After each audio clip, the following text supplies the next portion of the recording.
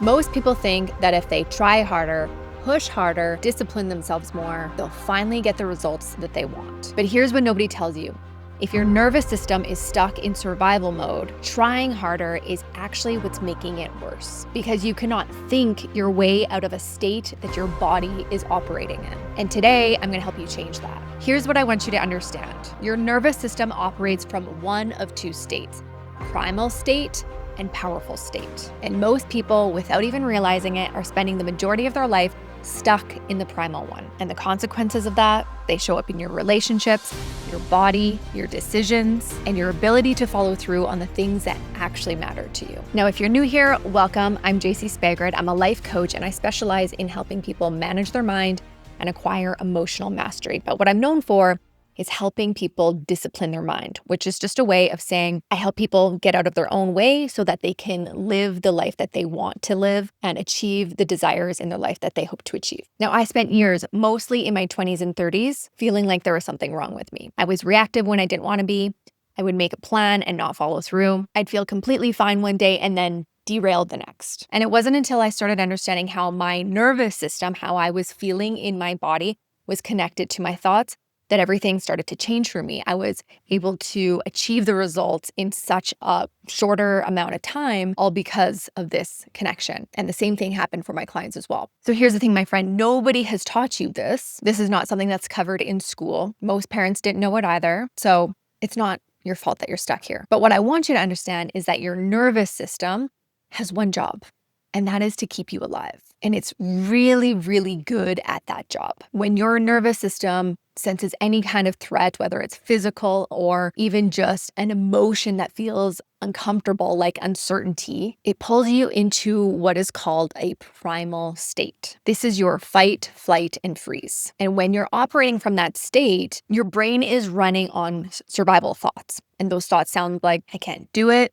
This is too hard. What if I fail? Why even bother? What's the point? Now, those thoughts are created from your biology. That's your amygdala tossing up these thoughts in order for you to seek comfort, to feel safe, to not go ahead with the plan per se. And the problem is your brain has stored that memory and knows exactly what to say to you to prevent you from moving forward. This is why so many people are stuck, not changing. They keep reverting back into old habits, their old ways of doing things, and that's because a lot of the thoughts are just regurgitated, they're recycled.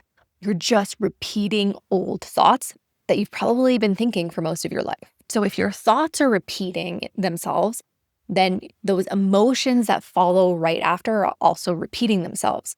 So the thought itself is primal, and then the emotion that you feel after you think that thought, because remember, your thoughts create your feelings, now you're in a state of being. That's what I'm referring to when I say state of being. I'm talking about your emotions. So some of the primal emotions that you feel would be fear, overwhelm, doubt, disappointed, shame, confusion, worry, just to name a few, but there are more. So this is a big problem, because if you're primarily operating from that state of being in those emotions, you're never going to reach your goals, unfortunately. So now I want to walk you through the other state of being, which is a powerful state of being. The reason why we want to be in a powerful state of being is because when we are in a powerful state of being, we are regulated. Our nervous system is regulated. We can think better. We have more clear thoughts. We can plan for our future, and we can follow through on what matters to us most. So before we get into the tools, I want to talk super briefly about what a powerful state of being feels like in your body, because remember, you can only be in one of these two states of being, and we are always operating from emotion. So there's never no point in your life where you're not feeling something. You're always in an emotion, primal or powerful. So a powerful state of being comes from emotions like peace, joy, contentment, neutral, happiness, excitement, proud, hopeful, determined, disciplined, willing, clarity, and many, many more that I'm not mentioning here. But if we were to have two lists here, the primal and the powerful, we could also kind of split that in half and see that the primal ones are typically negative emotions and the powerful ones are positive emotions. Now, if you go back to one of my videos, this one right here talks about the concept of 50-50. I highly recommend that you watch this video if you haven't already. And I talk about how we can never be operating from a powerful state 100% of the time. You're always going to be going in between the two. The problem is that many of us create so much unnecessary suffering by staying in a primal state, AKA you're dysregulated.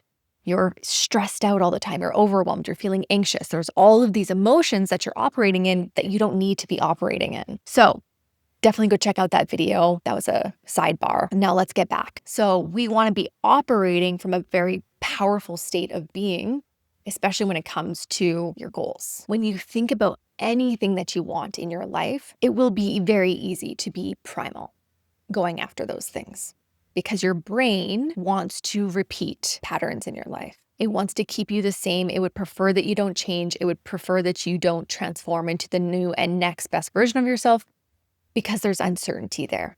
And remember, when you're feeling uncertainty, which is a primal emotion, it's very hard, unless you're very good at managing your mind, to step into that powerful place of belief. And I got this, and this is where I'm going.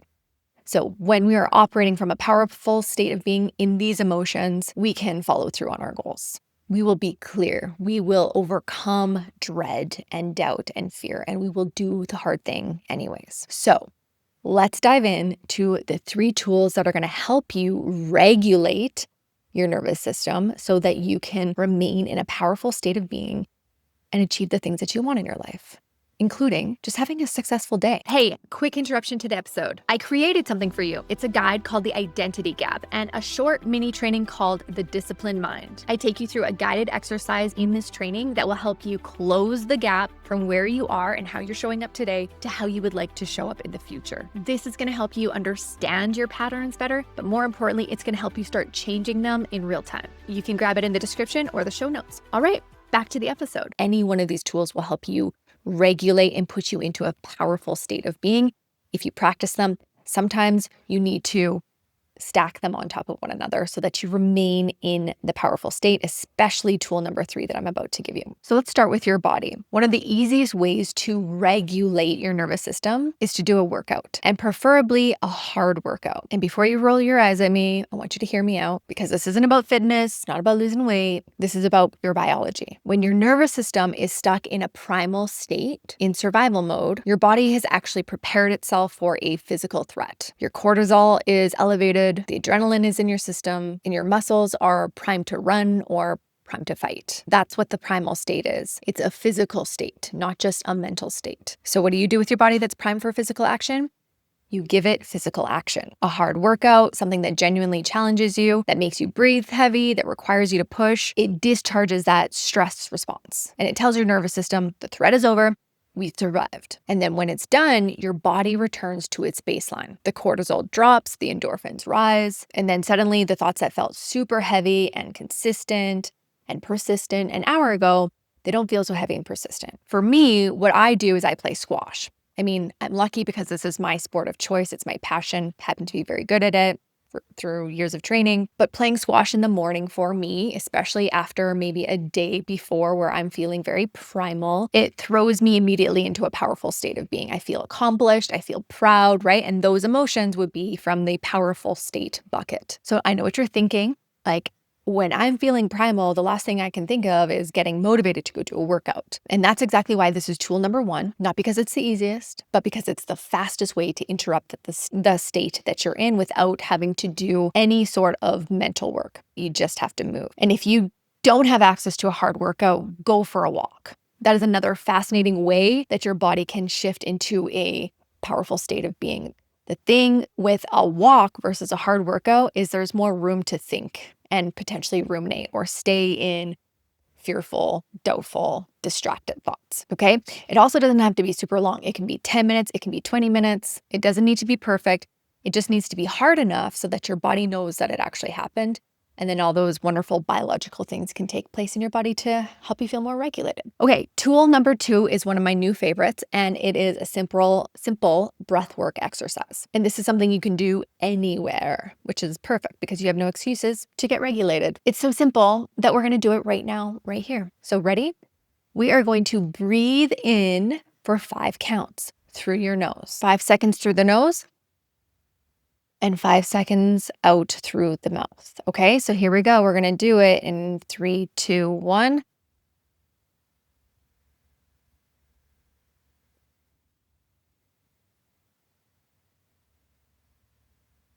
Again.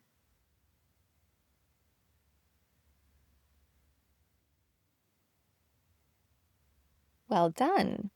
That wasn't so hard, was it? So what this does is it slows down your heart rate. It tells your digestive system to relax, and you're sending a direct signal to your brain that says, we are safe. And what this does is it activates your parasympathetic nervous system. This is your rest and digest response. It's the opposite of our fight flight response. Okay. So super easy, not a lot to remember. It's 5 seconds in, 5 seconds out. If you're feeling very daring, one day you can set a timer for 10 to 20 minutes and just breathe 5 seconds in, 5 seconds out until the timer beeps. But a quick practice is just to do this for 2 minutes a day, or whenever you're feeling like you're in a primal state of being, which is going to be frequently throughout your day. Every time that you do this, you're giving your nervous system permission to just let it all go, to just calm yourself down, to feel powerful again, to feel safe again. And now for tool number 3, your thoughts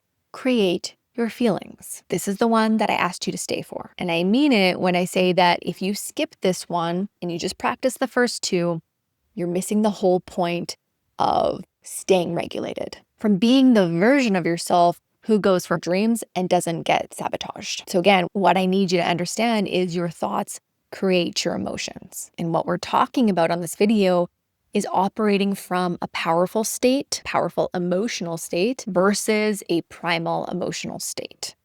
So if our thoughts create our feelings and you say, well, a lot of the times I'm feeling dysregulated, I feel like I just can't breathe, I feel like I'm constantly in this fight flight. Well, it's because you've got a lot of thoughts that are running automatically that are causing you to feel those emotions in that bucket, the primal bucket, automatically. And if your thoughts are running on a loop in that lower brain, the amygdala, the survival brain, there's no amount of exercise that's going to overcome that loop, because you can breathe yourself calm. I can go do the squash workout and that can make me feel very calm and very proud and very accomplished and very excited about the day.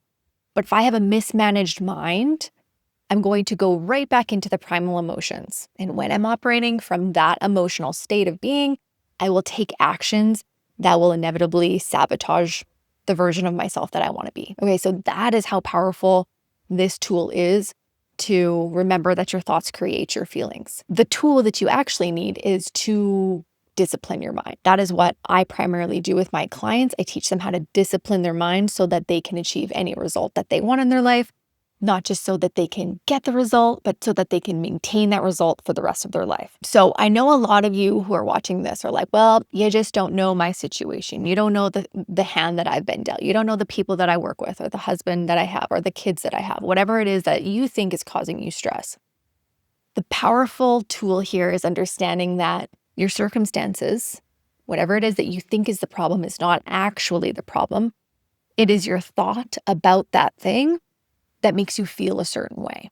Feelings don't just come on you. That's why 2 people who can have the same circumstance can experience the circumstance totally different because of the way they're choosing to think about it. That is the key word, my friend, choosing to think about it. The question comes back to you, do you want to choose to think differently? Do you want to choose to manage your mind differently so that you have a different experience in your life? A different experience that would allow you to operate from a very powerful place versus a very primal place. That is what's possible for you on the other side of this work. I'm not going to get into it into detail, but if you are interested in working with me, you can check out the link in the show notes to work with me for 10 weeks in my Disciplined Mind Accelerator. Now, before I continue to talk about what is possible for you, I want to get really honest with you, because I teach this work, I live this work, but I'm also very human and I'm also very primal at times. So not long ago, my daughter came home from dance very upset. One of the girls had told another girl that my daughter was not a good dancer. And I want you to know, my lower brain absolutely went berserk. My higher brain went offline, my prefrontal cortex. the better judgment version of myself, offline. I was full primal. Suddenly in my head, I'm planning everything that I'm going to do. I'm going to call the studio. I'm going to talk to the teachers. I'm going to call the parent. I'm going to put my daughter in extra dance lessons so she's the best dancer and outdances everybody. Like, I just went crazy with some of these thoughts. Not super proud of them in the moment, but let's just be real. My physical body, like my jaw was super tight. My chest was hot. I was in full fight mode, full primal state. And the crazy thing is that nothing even happened yet. And that's what the primal state does. It hijacks you. It makes you feel very justified in the moment. It sometimes feels like love, like I'm doing this because I love her. It feels like protection, like righteous anger. But all that was happening is that my nervous system was just responding to what it was designed to do. So you know what I did before I said anything, did anything, even responded to my daughter? I just took a deep breath. 5 seconds in, 5 seconds out. And suddenly I'm not in such a primal state anymore. I'm actually thinking a lot more clear. And then I asked myself a very powerful question. What am I making this situation mean right now? And the thought that I found underneath all the fire was, I need to protect her and I can't. That was the thought that was driving the whole storm. And once I seen it, I could respond to it from my higher brain, from my powerful state. I could show up for my daughter, but as the version of myself that she needed. She needed the calm, neutral, in love and in peace version of me. She did not need me to be angry. She didn't need me to be worried. She didn't even need any sort of advice in that moment. And because I was able to shift from a very primal state to a very powerful state within a matter of seconds and minutes, I was able to show up as that best version of myself for her. And we were able to overcome this whole situation together. In 2 Timothy 1:7, it says, God has not given us a spirit of fear, but of love, peace, and a sound mind. My friend, that is the powerful state. God has given you this powerful state. He has chosen you. He has called you to operate from that state. It's what we've been designed for. And fear, conversely, fear is the primal state. Survival mode is the primal state. And if you want to know what God says about fear, and I find this absolutely incredible, the phrase do not fear appears 365 times in the Bible. 365. I don't think that's a coincidence. I think that's very intentional because God does not make mistakes. I believe he knew that we would need that reminder every single day of our life. Why? Because we will, throughout our day, be in a primal state of being. There will be some sort or version or flavor of fear in our daily life. Yet his instruction to us is do not fear. There's no benefit to operating from a primal state of being, especially when you have a calling on your life to go achieve something that you want to achieve. You wouldn't be watching this if you didn't have a desire for your life, if you didn't have a goal for your life, if you had already achieved everything that it is that you want to achieve. What is standing in your way is the primal emotions that you're primarily operating from. You were not created to spend your days reactive, stuck, overwhelmed. That's not the life that was designed for you. And the fact that you're here watching this and doing the work, I think that matters. I think that's you responding to a call in your life that's been there for a long time. And that is something to feel proud about. Don't forget, proud is a powerful emotion. All right, friends, that about sums it up. Get yourself regulated. Breathe, do a hard workout or walk. And lastly, and most importantly, you gotta manage your mind. Your thoughts create your feelings. So start disciplining your thoughts so that your new automatic thoughts can throw you into a powerful place without so much effort. And remember, you are not designed to stay in a primal state. You are designed to feel love, power, and to have a sound mind. I love reading your comments. And if you haven't yet, be sure to leave me a comment. Let me know how you enjoyed this video and what exercise you're gonna practice this week. If you haven't yet, go check out these next 2 videos. And don't forget to hit subscribe so you can catch next week's episode. And I will see you next week. Bye.